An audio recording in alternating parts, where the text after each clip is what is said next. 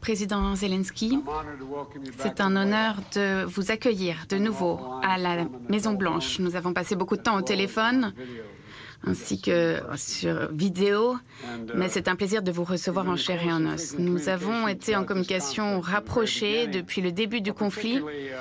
En particulier, il a été important de parler face à face, de pouvoir se regarder dans les yeux, parce que cette crise terrible a été l'occasion d'une source d'inspiration par rapport à la réaction du peuple ukrainien pour le monde entier. Les attaques brutales de Poutine ont augmenté ces derniers mois. L'idée est de rendre la vie difficile pour les Ukrainiens, pour les enfants, les petits-enfants, en visant des orphelinats, des écoles. Et alors que nous entamons cette nouvelle année, il est important pour les Américains et pour le monde de vous écouter, vous, Monsieur le Président, à propos de la défense de votre pays et de comment nous pouvons nous soutenir tout au long de 2023. C'est également le 10e mois de l'invasion brutale, 300 jours depuis le début de cette agression non justifiée, cette attaque sur le peuple libre ukrainien. 300 jours que le peuple ukrainien montre à la Russie et au monde qu'ils tiennent ferme, qu'ils aiment leur pays, qu'ils sont déterminés, une détermination sans faille pour choisir leur propre destin. Au peuple ukrainien, je vous dis, vous avez montré votre positionnement ferme contre l'agression, contre les autocrates qui pensaient de manière erronée qu'ils pourraient se servir de leur puissance pour justifier leur action et qui n'ont pas réussi à le faire. Vous avez résisté tout du long. Vous n'êtes pas seul, vous ne serez jamais seul. Lorsque la liberté de l'Ukraine a été menacée, les Américains, soutenus par des générations d'Américains avant eux, n'ont pas hésité. Le soutien a traversé notre pays. Les démocrates, les républicains, des gens de toutes origines ont été unis pour apporter un soutien sans équivoque. Parce que nous comprenons dans notre chair que la lutte ukrainienne, c'est une lutte pour quelque chose de plus grand. Les Américains savent que si nous tenons bon, lorsque la démocratie et l'état de droit est attaqué et la souveraineté territoriale, alors les conséquences sur le monde seront très graves. Comme je l'ai dit en février, les Américains sont prêts à défendre les peuples contre les agresseurs, contre les bullies. Et c'est ce que nous avons fait en tant qu'États-Unis. Dès avant l'agression russe, nous avons aidé à préparer l'Ukraine à se défendre, même avant les incursions territoriales. Nous avons aidé avec des munitions, des artilleries et bien d'autres ressources. Depuis longtemps, les États-Unis et les alliés à travers le monde se sont unis pour soutenir l'Ukraine avec des sanctions sans précédent contre la Russie, ce qui a difficulté la vie du Kremlin dans cette entreprise guerrière. 2000 tanks et d'autres véhicules blindés ont été mis à disposition, des systèmes d'artillerie, plus de 2 millions de munitions ont été livrées, avec des lance-roquettes extrêmement sophistiqués. Tous ces systèmes de défense ont eu pour but de renforcer la défense de l'Ukraine. Nous avons également apporté un soutien budgétaire pour que l'Ukraine puisse continuer à garantir des services de base pour son peuple comme la santé, l'éducation, etc. Cela représente 2 milliards de dollars supplémentaires fournis par le peuple, par notre pays, en plus de ce qui a été fourni par la Banque mondiale cette semaine. Les millions d'Ukrainiens qui ont fui leur maison à cause de la guerre sont également soutenus. Les communautés dans toute l'Europe ont ouvert leurs maisons, leur cœur à ces réfugiés. Les États-Unis ont pu recevoir plus de 200 réfugiés ukrainiens depuis mars dans le cadre de notre programme Unis pour l'Ukraine. Aujourd'hui, USAID a donné plusieurs millions de dollars en aide humanitaire pour l'Ukraine. Un soutien alimentaire à hauteur de pour 1,5 million d'Ukrainiens, des fournitures en eau potable. 2,5 millions d'Ukrainiens devraient en bénéficier. Les États-Unis, nos alliés à travers le monde, ont fourni toutes sortes d'aides et de soutien à une vitesse extraordinaire. Pour l'instant, l'Ukraine a gagné la bataille de Kiev, la bataille de Kharkiv. L'Ukraine a été au-delà des attentes des Russes à chaque étape. Et le président Zelensky a été très clair. J'aimerais dire, vous êtes ouvert à la recherche de la paix, n'est-ce pas? De la paix juste. Nous savons que Poutine n'a aucune intention d'arrêter cette guerre cruelle. Les États-Unis veulent pouvoir garantir que le peuple ukrainien courageux puisse continuer de défendre son pays aussi longtemps qu'il le faudra. J'aimerais remercier les membres du Congrès pour ce soutien bipartisan pour l'Ukraine et je me réjouis de signer un projet de loi très rapidement qui va débloquer 45 milliards de dollars supplémentaires pour l'Ukraine. Je signerai également une loi d'autorisation à la défense qui prévoit de faciliter au ministère de la Défense américain son soutien technique et renforcement de sécurité nationale à l'Ukraine. Aujourd'hui, nous renforçons notre aide sécuritaire avec ce paquet de 1,5 milliard de transferts directs pour l'Ukraine. Des contrats également sont prévus pour garantir la fourniture en munitions dont aura besoin l'Ukraine ces prochains mois. En plus de ces nouvelles capacités de munitions de précision, il y aura également des renforcements des capacités des militaires, des formations mises au service pour la défense aérienne de l'Ukraine. Le missile Patriot sera un atout clé pour l'Ukraine dans sa stratégie de défense contre l'agression russe. Aujourd'hui, des financements humanitaires ont été débloqués pour le peuple ukrainien. Il faut être très clair sur l'entreprise russe. C'est une attaque intentionnelle de l'infrastructure ukrainienne, mettant à mal les systèmes d'énergie et le réseau d'alimentation ukrainien en période de grand froid. La Russie affame, elle coupe le chauffage pour que les Ukrainiens meurent de froid. C'est un exemple effrayant de la façon dont les Russes attaquent les familles, les enfants, les femmes dans cette guerre. Les États-Unis vont soutenir l'Ukraine pour pouvoir réparer ces systèmes d'approvisionnement en services et en énergie lorsque ceux-ci ont fait l'objet d'une attaque.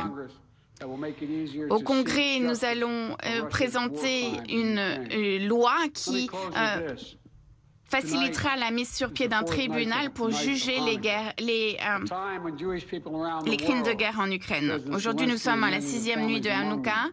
Les familles se réunissent pour célébrer cette période alors que des petits groupes de soldats sont réunis en Ukraine. Et c'est un petit miracle qui raconte l'histoire de la nuit de Hanouka où une toute petite bougie d'huile a réussi à brûler pendant 6 jours.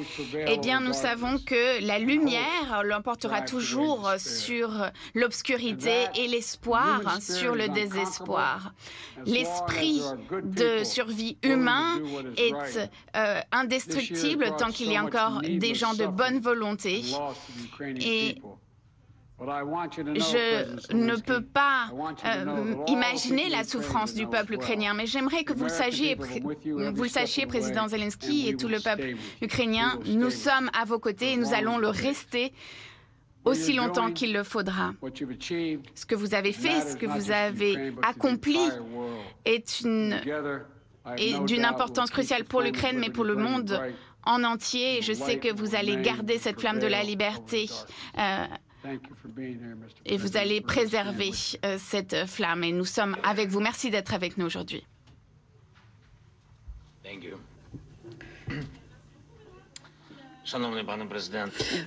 Cher Monsieur le Président,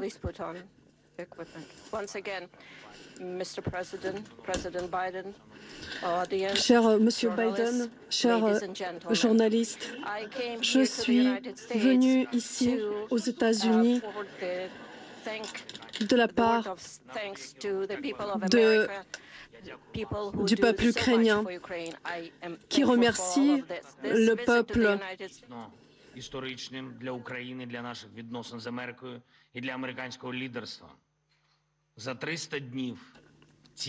En 300 jours de cette guerre, nous avons commencé une nouvelle étape de nos relations entre les États-Unis et l'Ukraine. Nous sommes devenus des alliés ce qui s'est rempli d'un sens réel.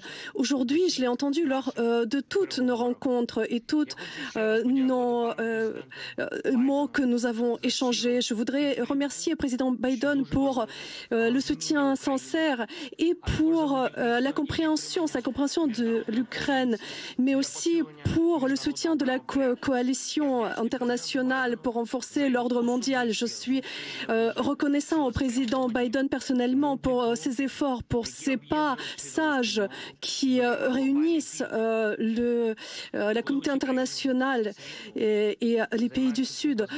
Lorsque tous les pays défendent une position claire et travaillent ensemble, c'est utile pour tous les pays, pour l'Ukraine, pour les États-Unis également. J'aimerais remercier le Congrès pour le soutien de Chambre et je salue les efforts et les décisions qui ont été prises pour renforcer les libertés et nous allons entamer encore des discussions. Toutes les questions, la question la plus importante, l'essentiel, c'est le renforcement de l'Ukraine, c'est notre mouvement pour la liberté. Nous avons des très bonnes nouvelles avec lesquelles je vais retourner en Ukraine. Président Biden a annoncé aujourd'hui un nouveau paquet d'aide militaire qui s'élève à 2 milliards de dollars et le point le plus fort, c'est un complexe patriote, ce qui va renforcer sensiblement notre défense antiaérienne. C'est un pas très important pour la création d'un bouclier au-dessus de l'Ukraine. Il n'y a que comme ça que l'on pourra priver le pays agresseur de la terreur, de la possibilité de frapper nos villes, notre énergie, nos gens. Le point très important entre moi et le président Biden, c'était la coordination de nos actions, de ce que nous attendons pour l'année prochaine et à quoi nous nous préparons. C'est très important pour les Ukrainiens. Je vous remercie encore une fois, Monsieur le Président, pour les 45 milliards. C'est une aide énorme et j'espère que le Congrès va approuver ce paquet parce que c'est une aide énorme. Chaque dollar de cet investissement des États-Unis pour la défense de la liberté renforcera la sécurité. Je sais que le leadership américain restera toujours sensible et que les États-Unis protègent nos valeurs communes, les valeurs de la liberté. Je crois que malgré tout, les changements à venir, le soutien perdurera. Je remercie tous ceux qui travaillent pour cela. Il y aura aussi la question qui sera abordée pour contrer la terreur russe de l'infrastructure détruite, comment nous allons traverser cet hiver pour protéger nos gens. Nous devons être très concrets dans ce genre de questions. C'est des question clé, question humanitaire, c'est une question de survie. Nous parlerons aussi sur les pressions de sanctions sur l'État terroriste qui fait tout contre notre pays, contre notre peuple, contre toute l'Europe et le monde civilisé. Et peut-être aussi cette formule de la paix et de le leadership américain. Alors nous proposons des points très concrets de ce que l'Amérique pourrait faire pour atteindre cela. Nous proposons une formule et je remercie nos alliés américains qui nous entendent et qui comprennent à quel point il est essentiel de renouveler l'intégrité territoriale de l'Ukraine. Et le dernier point, nous avons une vision très claire de comment nos capacités de défense seront renforcées. Je ne vais pas aborder ce moment maintenant en détail et je pense que vous comprenez pourquoi. Mais je remercie beaucoup, Président Biden. Merci pour votre attention. Vive l'Ukraine.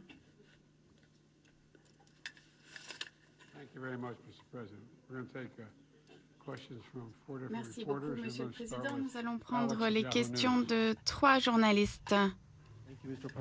Merci, Monsieur le Président. En 2022, vous aviez présidé une coalition bipartisane pour soutenir l'Ukraine. Comment allez-vous empêcher cette coalition de se désintégrer en 2023? Monsieur Zelensky, président Zelensky, bienvenue ici. Quel est votre message pour les Américains? Je vais répondre à votre question d'abord. Je ne m'inquiète pas du tout quant à la désintégration de ce groupe, tout comme l'Union européenne ou d'autres nations. Je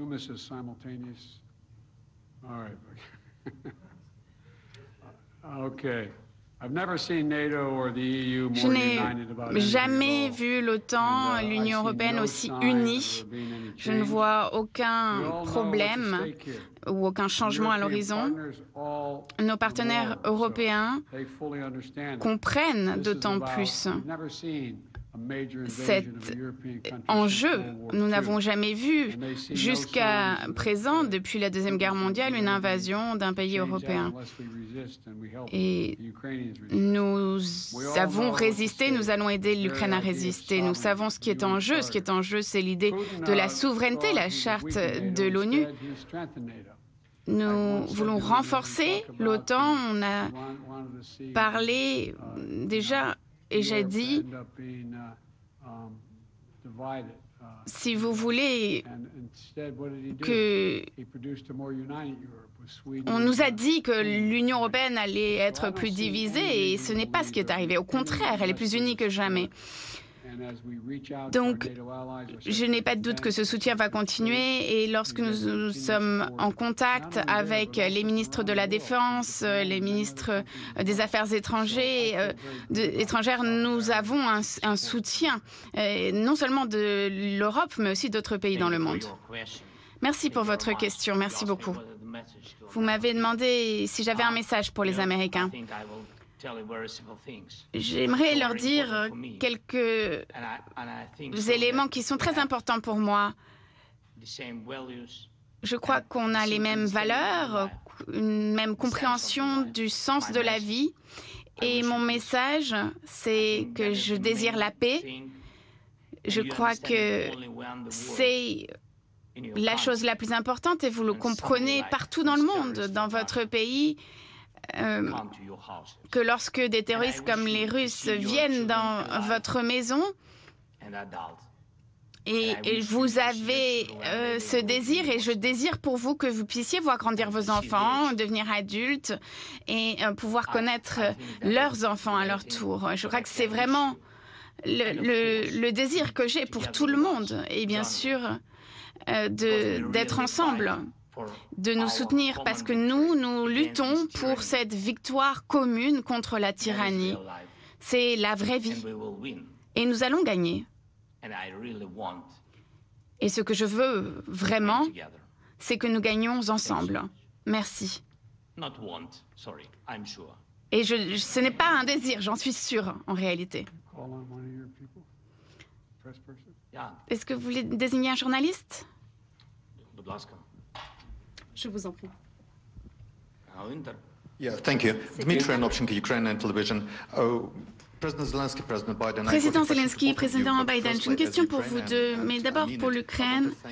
J'aimerais remercier les États-Unis pour leur soutien envers mon pays. Ma famille est encore en Ukraine et je suis tout à fait conscient qu'ils ne seraient pas en vie aujourd'hui si ce n'était grâce à l'aide des États-Unis. Donc merci.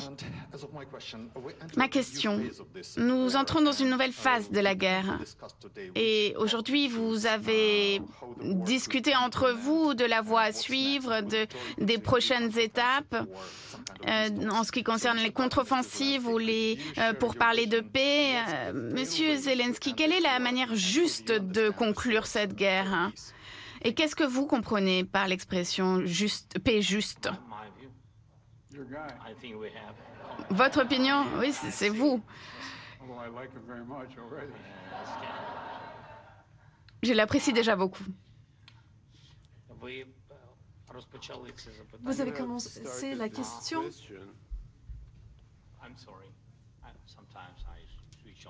Je suis désolée, parfois je passe de l'ukrainien à l'anglais. Mais vous avez commencé la question en disant que votre famille se trouve en Ukraine et que sans l'aide des États-Unis, et c'est vrai, la position de leadership des États-Unis nous aide et il ne faut pas que nous oublions que sans le peuple ukrainien fort, sans nos forces armées, votre famille se trouverait réellement en danger. Je suis désolée de commencer ainsi, mais c'est très important. Concernant votre question, je ne comprends pas très bien ce que vous voulez entendre.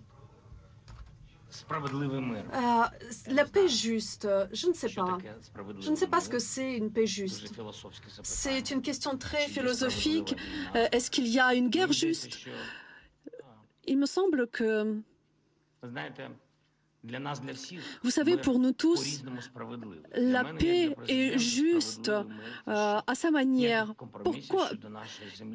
Pour moi, qu'est-ce qu'est la justice? C'est aucun compromis quant à notre souveraineté, notre unité territoriale. Elle ne peut pas être juste sans les compensations des dommages qui ont été causés par les terroristes. Je suis désolée, je parle beaucoup des enfants aujourd'hui, mais je suis un père aussi. Et vous savez que aujourd'hui, les parents perdent leurs enfants sur le front, les fils et les filles. Pour eux, tout cet argent, ce n'est rien. Ils ne sont pas intéressés par les récompenses, par les dédommagements. Mais eux, ils vivent par la vengeance. Donc je considère que c'est une grande tragédie de cette guerre. Et plus cette guerre dure, plus cette agression de la Fédération russe dure, plus il y aura de parents comme ça qui vivront avec cette volonté de se venger parce qu'ils n'ont plus d'autre sens de vivre. Je ne vois pas d'autre explication. Il n'y a pas de paix juste dans cette guerre qui nous a été apportée par... je ne sais même pas comment les nommer parce qu'on est à la Maison Blanche, donc je n'ai pas envie de choisir des mots qu'il ne faut pas. Je crois qu'on a la même vision exactement. Qu'une Ukraine libre et prospère, c'est ce que nous voulons. Nous voulons en venir à bout. Et ça pourrait terminer le jour où Poutine, enfin, aura assez de dignité pour faire ce qui est correct, mais ça ne va pas arriver. Ça n'est pas arrivé, ça ne va pas arriver maintenant. Alors, qu'est-ce qui nous attend? Aujourd'hui, on a parlé du fait que nous voulons aider l'Ukraine à remporter la victoire sur le champ de bataille, parce qu'elle le peut. Donc, l'issue, c'est lorsque Zelensky, lui, le président, sera disposé à parler avec la Russie parce qu'il aura obtenu la victoire sur le champ de bataille. Je ne crois pas qu'on doive négliger l'impact que cette guerre a sur la Russie et les pertes qu'ils effacent. Il y a quelques jours, Poutine a avoué que c'était bien plus difficile que ce qu'il pensait. Il pensait qu'il pourrait briser les alliances, qu'il serait accueilli les bras ouverts par le peuple ukrainien. Et il a eu tort tout du long. Il a continué à avoir tort puisque aujourd'hui nous voyons bien qu'il ne peut pas gagner cette guerre. Et donc c'est le président Zelensky qui est aujourd'hui en position de décider comment il veut que cette guerre se termine. CNN. Merci, Monsieur le Président. Bienvenue, Monsieur le Président Zelensky. Vous avez souvent parlé du fait qu'il était si important de se rencontrer en physique. Vous avez passé maintenant 2 heures ensemble et je me demande, par rapport à toutes les conversations que vous avez eues au téléphone, en visioconférence, et le fait que la Russie n'allait pas prendre des mesures escalatoires, et maintenant que vous avez promis le Patriot, que va-t-il se passer? Je vais répondre à la première question. Vous savez qu'il y a cette citation célèbre qui dit que tout ce qui est politique est personnel. Et je crois qu'il n'y a aucune substitution à cette rencontre en face à face, à regarder un ami dans les yeux pour avoir une conversation. C'est ce qui s'est passé. Nous l'avons fait plus d'une fois. Nous allons continuer à le faire. Poutine continue de plus en plus de s'attaquer à des cibles civiles. Mais il va échouer. Il a déjà échoué parce qu'il sait maintenant qu'il n'y a aucune manière pour lui d'occuper toute l'Ukraine. Il n'y a aucun moyen pour lui d'être accepté par le peuple ukrainien. Il a donc échoué. Et il est important aujourd'hui de voir, il faut que Poutine le voie, que tout le monde voit que nous sommes ensemble, que je suis avec le président et qu'il ne va pas pouvoir y arriver. Moi, je juge les chefs d'État par ce qu'ils me disent, par la cohérence dans leurs propos et leurs actions. Et je vois ce président et je vois qu'il est, il est très transparent par rapport à qui il est.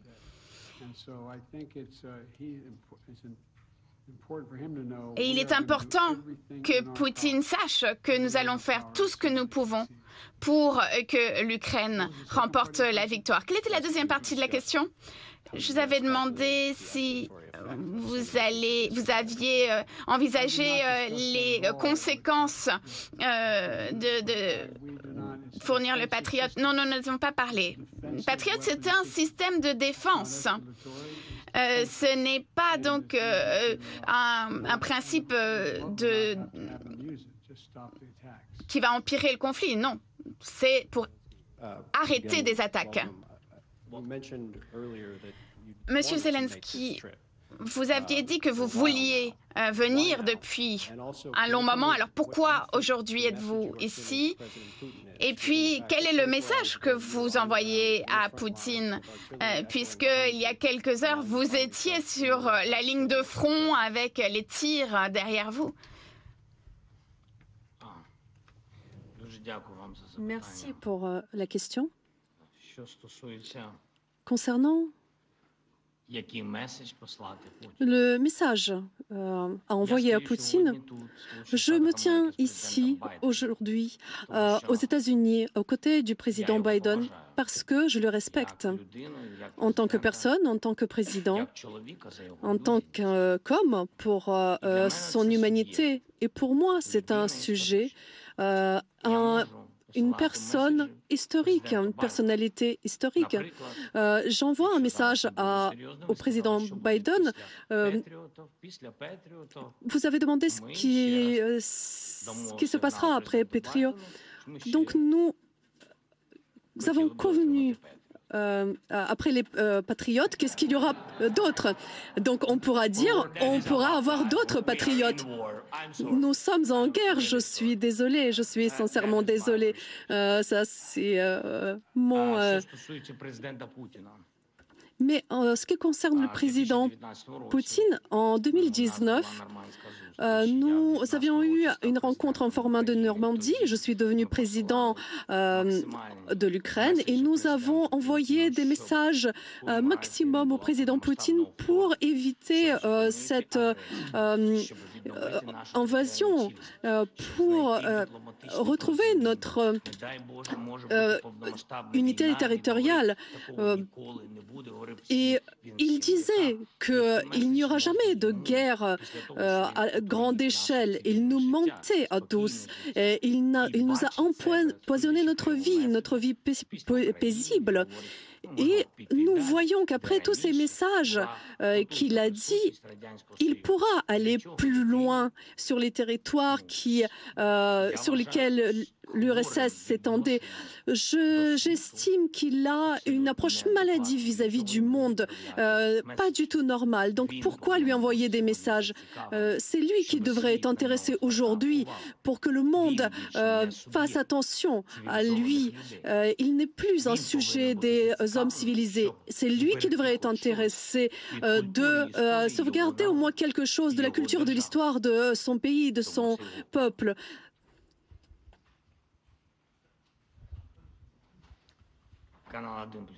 This will be the last question. Ce sera donc la dernière question. Olga Koshelenko. When the full-scale invasion started, U.S. officials said that Ukraine cannot receive Patriots because, as you said, it might be unnecessary président américain escalation. parce que cela créerait une escalade. Mais maintenant, vous vous rencontrez aujourd'hui. Et aujourd'hui, l'Ukraine a besoin de plus de capacités, dont des capacités de lancement de missiles. Peut-être que cela est naïf, mais pourrait-on accélérer les choses et donner à l'Ukraine toutes les capacités dont elle a besoin et libérer tous les territoires le plus vite possible? Merci. Sa réponse est oui.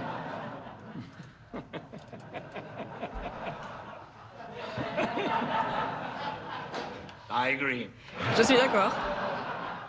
Je vais être très franc avec vous.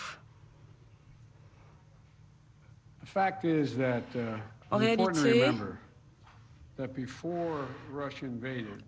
avant l'invasion de l'Ukraine, nous avions déjà alloué beaucoup de ressources à l'Ukraine et nous avons donné à l'Ukraine ce dont elle avait besoin pour se défendre. Depuis l'invasion, Plus de 20 milliards de dollars de systèmes de sécurité ont été alloués. Aujourd'hui, j'ai approuvé la donation de 1,8 milliard de plus pour l'Ukraine pour que celle-ci soit victorieuse sur le terrain. Et maintenant, nous nous concentrons sur le fait de travailler avec nos alliés pour améliorer la défense aérienne. Comme vous le savez, aujourd'hui, nous sommes à la pointe sur ce sujet. Ensuite, nous voulons également améliorer nos systèmes d'artillerie. Nous avons déjà fourni énormément dans ce domaine. Ensuite, nous travaillons avec nos partenaires pour fournir des tanks, des chars et d'autres véhicules armés et plus de 200 000 autres munitions vont être fournies. Et maintenant, que pouvons-nous faire de plus? Eh bien, d'abord, notre alliance doit être restée ferme. L'idée de donner à l'Ukraine du matériel qui est essentiel et cela pourrait affaiblir l'OTAN et l'Union européenne. Il nous faut donner à l'Ukraine ce dont elle a besoin pour se protéger et pour être gagnante, évidemment. Et vous pouvez vous souvenir que l'une des raisons pour lesquelles j'ai dépensé, je ne vais pas vous donner les détails des calculs, mais des centaines d'heures face à face. J'ai passé des centaines d'heures face à face avec les chefs d'État et de gouvernement de l'Union européenne, entre autres, pour leur expliquer pourquoi c'était dans leur intérêt de continuer à soutenir l'Ukraine. Et ils l'ont totalement compris. Maintenant, ils ne veulent pas déclencher la Troisième Guerre mondiale qui pourrait être évitée, même si l'Ukraine doit gagner, évidemment. Il y a plus à dire, évidemment, sur ce sujet, mais j'ai déjà été sans doute trop long. Merci. Merci à tous. Je vous remercie. Merci pour votre temps, pour votre attention. Et comme je vous l'ai dit, et je le répète, Monsieur le Président, vous ne devez pas vous inquiéter. Vous n'avez pas à vous inquiéter. Nous soutenons l'Ukraine et nous le ferons jusqu'au bout. Merci à tous. Merci. Merci. Mesdames et messieurs, s'il vous plaît, restez assis jusqu'à ce que les délégations officielles soient parties. Merci.